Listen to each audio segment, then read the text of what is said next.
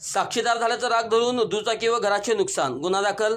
Shahapur police Thane हद्दीत संगमनगर तारदा येथे एका सेवानिवृत्त कर्मचाऱ्याच्या घरी जाऊन दोघांनी मोटारसायकल व घराच्या पार्किंगला आग लावल्याची धक्कादायक घटना घडली आहे. या प्रकरणी शहापूर पोलीस ठाण्यात गुन्हा दाखल करण्यात आला आहे.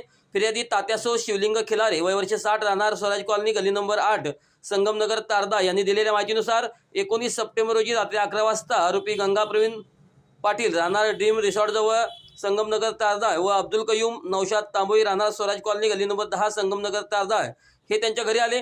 यावेळी आरोपी गंगा पाटील यांनी तू माझ्या विरोधात शहापूर पोलीस ठाण्यातील खटल्यात साक्षीदार का झालास?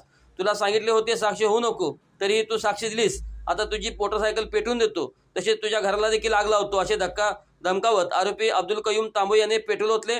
त्यानंतर आरोपी गंगा पाटील यांनी माचीस लावून hero Honda fashion pro MH9 BJ 8895 दुचाकी व घराच्या पार्किंगला आग लावली.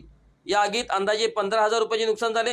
प्रकार घडताच दोघे आरोपी तेथून पसार झाले. फिर्यादी यांनी तात्काळ शहापूर पोलीस ठाण्यात हजर होऊन तक्रार दिली. फिर्यादीच्या तक्रारीवरून गुन्हा दाखल केला आहे. या प्रकरणी पोलीस हेड कॉन्स्टेबल चळचूक यांनी गुन्हा दाखल केला. तपास पोलीस सब इन्स्पेक्टर फुटे हे करीत आहेत.